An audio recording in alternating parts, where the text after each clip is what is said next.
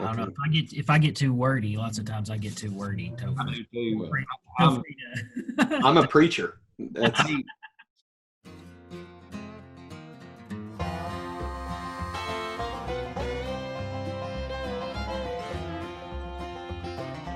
Hey, our County Commissioner Roger Mason and Finance Director Chad Marcum for the White County government. And we appreciate you gentlemen so much for joining us. And hey, Roger, tell me a little bit about yourself and what you love about White County. okay. Well, as you mentioned, I'm one of the county commissioners. I serve District 6, which is Central View and Cassville.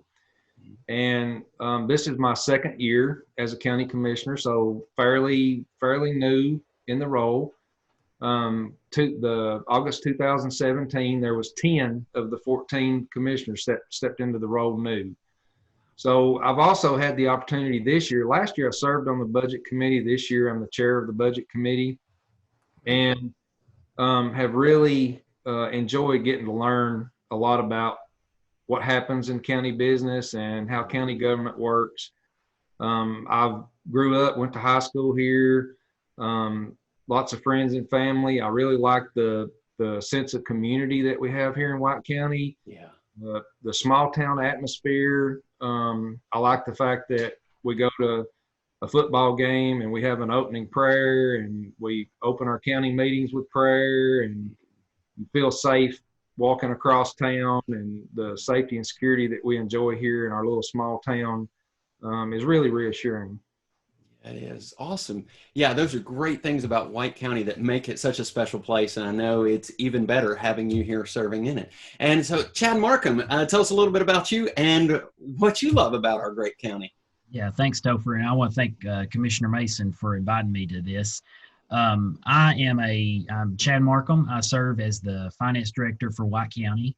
That includes the county general government, the highway department, the school system. I've been in this position for almost 8 years. It'll be 8 years the 1st of October. Oh, wow. I am a lifelong White County resident and have deep roots here in White County. And so I would say that that's what I love about White County is that this is home, and this has been home to my family for generations. And that's why I care so deeply about it and about the people, and just glad to be able to serve the county in this capacity. Oh, that's awesome. Well, as a guy who just moved into the county a couple of years ago and just an active taxpayer, I'm so grateful that both of you are taking the time to educate me just a little bit on this topic. And what a great topic to talk about because it affects so many people. So we want to ask you just a quick question. And so we'll start this off with Chad. Hey, there was a couple of numbers thrown out recently that people are talking about, a 2.05% tax rate and a 1.74% tax rate. Chad, can you tell us a little bit more about that and how long we've had the tax rates we're at? Sure. Thanks. That's a good question. And just for clarity, it's actually not a percentage number. Awesome. That it is $2.05 per $100 of assessed value. So your property or any property within the county is appraised. There's an appraisal value, and residential property is assessed at 25%. So if you got a piece of property with an appraisal, then you take 25%, and that is your assessed value. And then the tax rate is based, your tax is based on the tax rate at every $100 of that assessed value. The $2.05 tax rate has been in effect since 2015. That's when the county commission adopted that. And the budget that was presented and approved this past time, or for this coming year, still maintains that $2.05 tax rate. So the tax rate did not increase on that. You made reference to the 174 rate. That has been out there as what's known as state certified tax rate. Okay. And essentially that is a neutral rate. That's handed down to us by the state after each reappraisal process. And really what it does, it essentially negates any any appraisal growth that's seen with that. So that's the state's way of saying you're not going to get any growth from this reappraisal process, which is kind of counterintuitive to the whole process of doing a reappraisal. One thing that I do want to point out is that number is really a theoretical number. That's produced based off of somebody in Nashville looking at what our assessments were in the previous year, what they are this year, and they don't take into account any type of boots on the ground type numbers, which might come into delinquency rates or bankruptcies or anything like that we know personally because we deal with it on a daily basis that we do. And one thing that I do want to point out is that $1.74 has nothing to do with what's actually approved in our budget. So that doesn't mean that $1.74 covers our budget, or the state doesn't look at our budget and say, you need $1.74 to make this county operate to meet all the essential services that we're statutorily mandated to do. That's not at all what it is. It is simply looking at revenue prior year, theoretically, that you should have collected, and assuming that you'll collect that same amount for the next year. And so there's kind of a disconnect there, I think, between a lot of people and their understanding of that. And but hopefully this will help them kind of bridge that gap. Okay, so from my concept as a former high school math teacher that loves numbers, that sounds like it's not connected to our current budget, and it's not based off our budget. It's just a number that Tennessee produced. It's almost like a bottom level number. You don't want to go below that for sure, 100%. Does that sound okay? Yeah, I think that would be a fair assumption. I mean, that is not at all based on our budget or anything like that. They don't care what we actually collected in the prior year. They don't care anything about that. They're using theoretical numbers to make that number come out. Hey, thanks so much, Chad. I appreciate you telling me more about that 2.05, not percent, but $2.05 on the $100. Thank you so much for educating me there. And hey, Roger, you and I had talked a lot. You said that there are some parts of the budget that there is no wiggle room, MOE laws and employee medical laws that cannot be cut or reduced by law. Can you tell us a little bit more about that? Sure. So there are certain things that, and I'll start out with, Topher, just some things that required by law that county government is required to fund in general. So we're required to have an education system, pre-K through 12. That's required by law. County government has to have that. We also have to have civil defense. We have to have a court system. We have to have a growth management policy. We have to have a health department. We have to have public safety and a jail. We have to have a medical examiner. The county has to have an on-staff medical examiner. We have to provide for roads and bridges, the highway department. We have to have a solid waste department. We have to have stormwater management. So those things are the minimum services that a county government has to provide. Now, with that being said, there's certain things within that once those things are funded, there are laws, and we'll reference those. Later. But Tennessee Code Annotated, these are state laws that tell us that whatever a budget was last year, like for education, for example, we can't reduce that budget. So if the budget was $1 million last year, it has to be at least that this year. Oh, wow. We're not required to increase a budget, but we cannot reduce that budget. That's, in short, that's what the maintenance of effort laws cover. And the big ones are the education, so the school system. So whatever it takes to operate the school system, whatever they had in their 2019-20 budget, we've got to meet that for the 2020-2021 budget. Same thing for the sheriff, law department, and the law enforcement, the same maintenance of effort laws, the highway department, the election commission. So what the schedule, like this year is a presidential election year. So the March primary, the August, and then the November those things required by law. We have maintenance effort. We have to meet those obligations. The county does. The public library is something that that falls under maintenance of effort laws. Mm-hmm. Now, if you notice when I covered the list in the beginning, we're not required to have a public library, but once that decision was made and we have a public library, we have to fund it at the same level that we've been funding it in years past. Also, the assessor's office, we've talked a lot about the reassessment, the property assessor. We can't reduce that budget either. That department head, his funding is required by law, and maintenance of effort says we have to continue to do that every year. Wow. And also, you mentioned one other thing you mentioned, Topher, was the healthcare.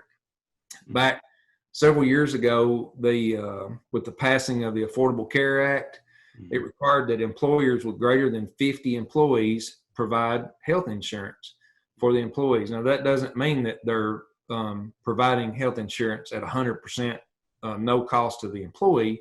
It means that they have to offer it and provide it. So the county falls under that with more than 50 employees. So that's something that we have to maintain. We have to fund. And unfortunately, that's something that, as we see in our private lives every year, those costs seem to be increasing year over year. Wow. Okay.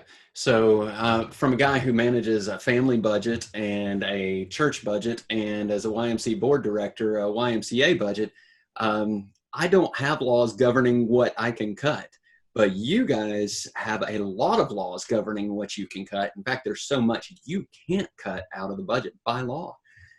Oh, wow.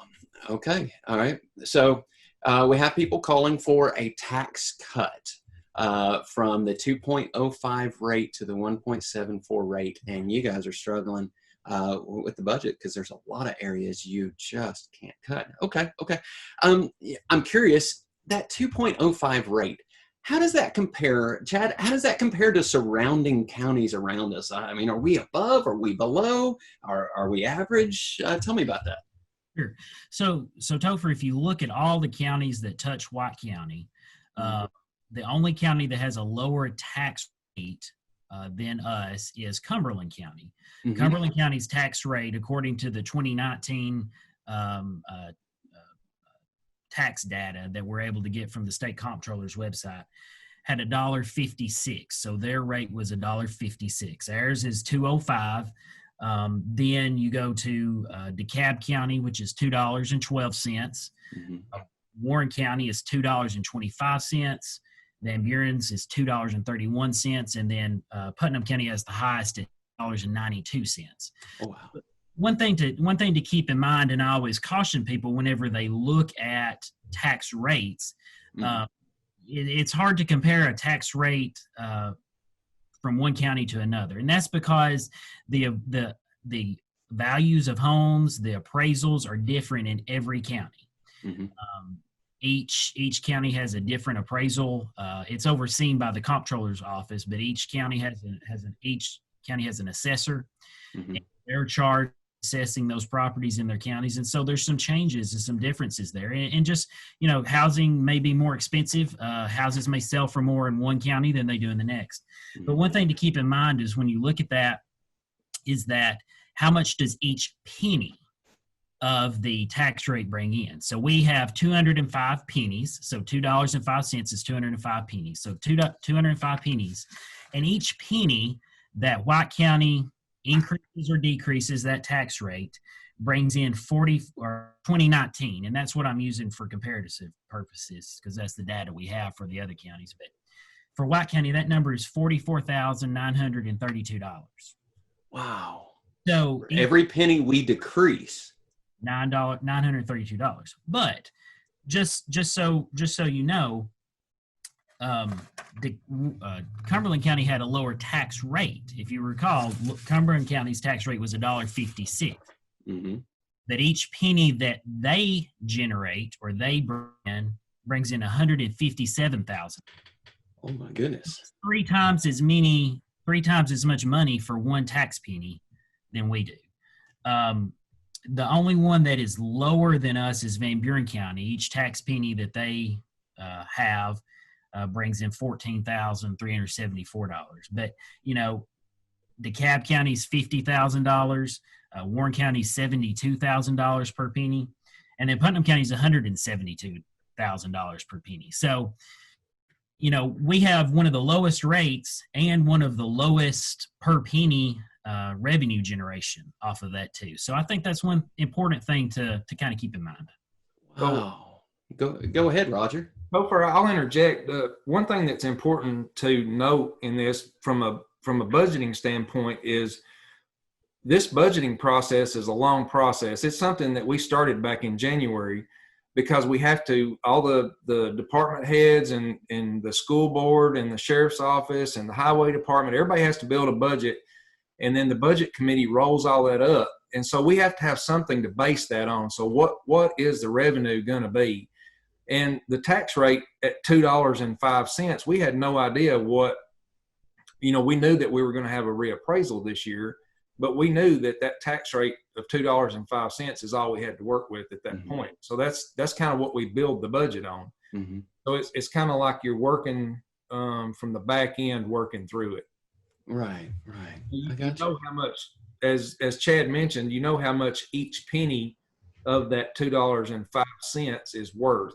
And so that kind of gives you an idea of how much money you've actually got to budget. I gotcha. I appreciate that. So for the last 5 years, we've been at that 2.05 rate, which each penny of that generates around 44,000. I don't have that exact number, and so each penny we drop below that, we would lose approximately 44,000.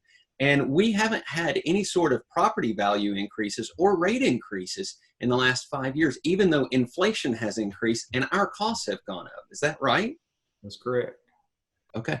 Hey, thanks for the comparisons and the information there.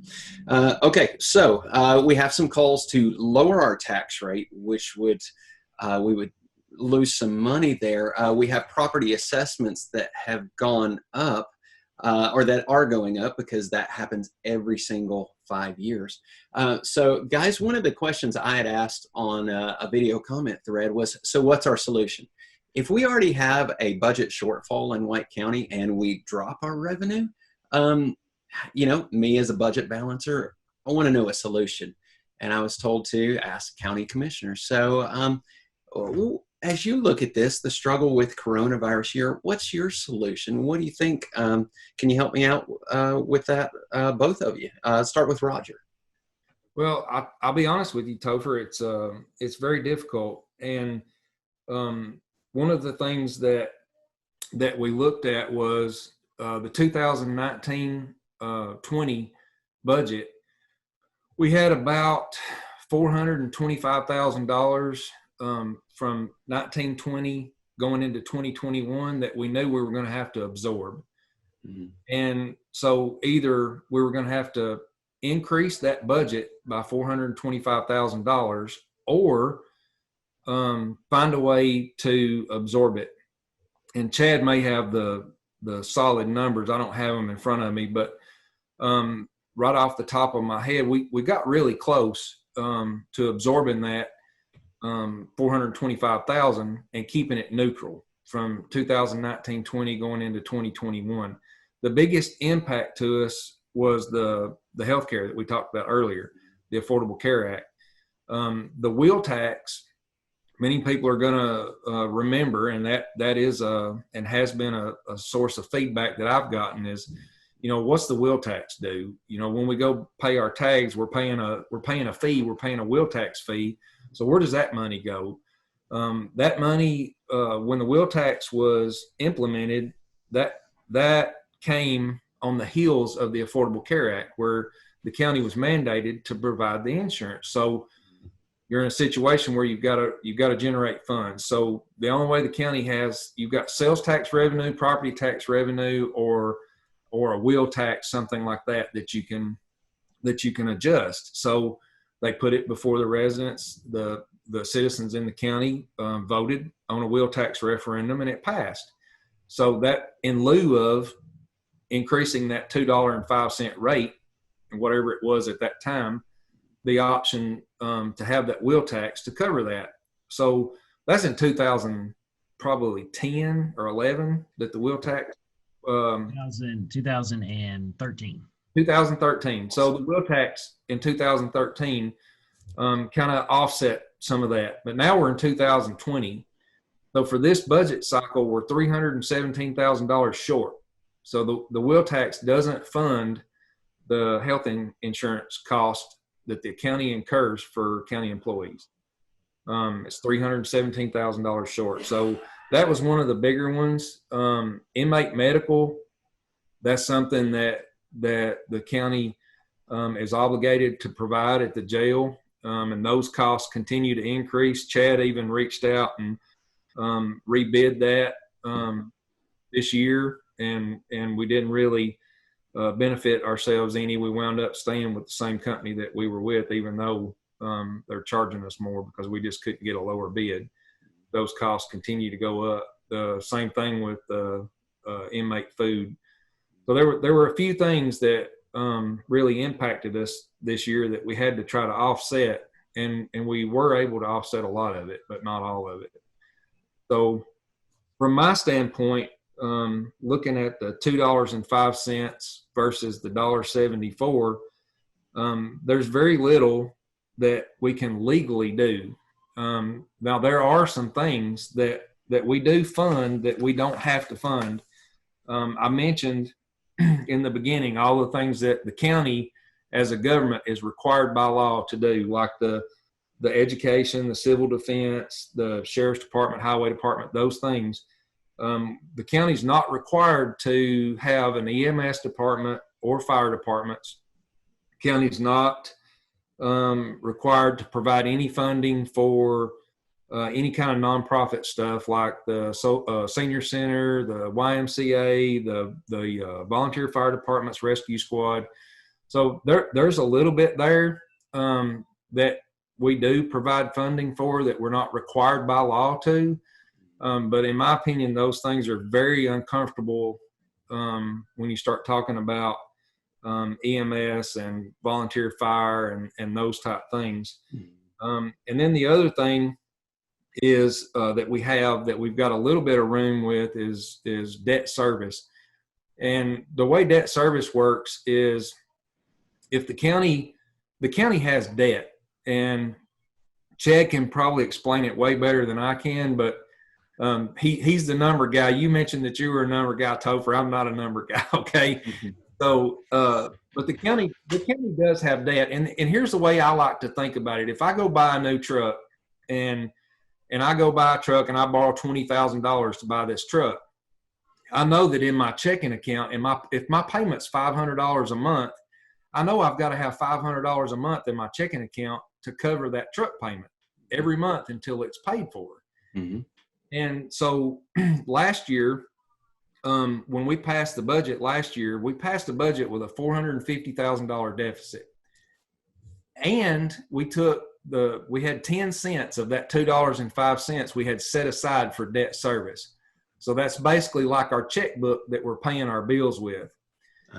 So what we did to avoid a rate increase last year, knowing that we were going to have a reappraisal this year, is we took that money and even to the grimacing of our numbers guy, we took that money and we pulled it out of that debt service, and we used that. That's 10 cents is roughly 450. You've seen the $44,932. That's $444,932. So it's roughly $500,000 we pull out, and we use that in the budget, and we were still $451,000 with a deficit.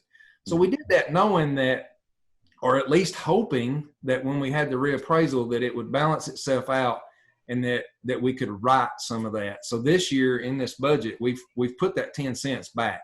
Mm-hmm. We've put that 10 cents back in the debt service. And in my opinion, not doing that is fiscally irresponsible. If you don't have it there and the county has debt payments, we find a way. I know Chad does. He finds a way to make it happen, but that kind of stuff year after year eventually will catch up with us. Mm-hmm. Okay, so what you're talking about in debt services would be dropping the rate from $2.05 to $1.95, 10 cents lower, That's right. and that equates to 450,000, and we use that to pay bills and to help us look forward. Is that right? That's correct. All right, thank you so much. I appreciate. So a solution at this moment from you is we just don't have a lot of wiggle room.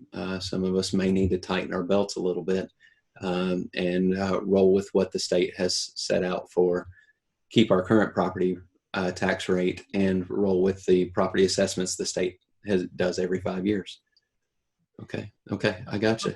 I think Yeah, Chad, please go ahead. I think one thing that is kind of analogy I've kind of come up with is we know that the sales tax rate is set by the state, and it stays the same no matter how much your gallon of milk costs. So just because your gallon of milk went from $3 to $3.25, or $4 to $4.25 for that gallon or half gallon.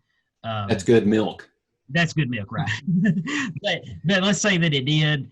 The state doesn't then come in and say, okay, well, the price of that milk went up, so we're going to reduce the rate for the sales tax. They don't do that. But in this case, that is one thing that the state makes counties look at in the property tax realm. Mm-hmm. But in all reality, the tax rate in not reality. I mean, it is reality. The tax rate stayed the same. The tax rate is $2.05 and has been for over 5 years now. And so there's not been a tax rate increase. The difference is coming from that assessment, the changes in values of housing. Mm-hmm. Oh, awesome. Man, what a great analogy. That I can understand.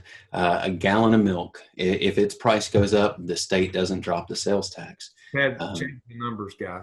Yeah. Hey, thanks for that. That's pretty sweet.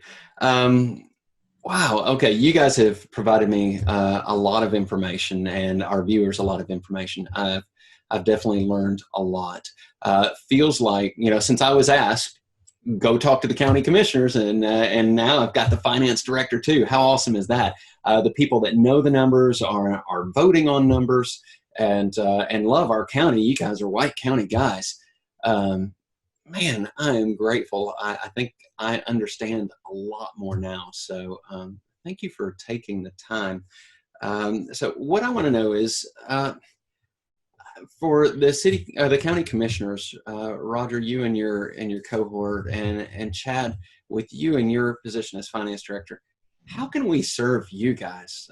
How can we as tax-paying residents help you guys out in all this process? Well, Topher, I'll say that the most encouraging thing for me, whether it's just providing input or people just simply being there and seeing and learning what's going on, I encourage people to come to the meetings.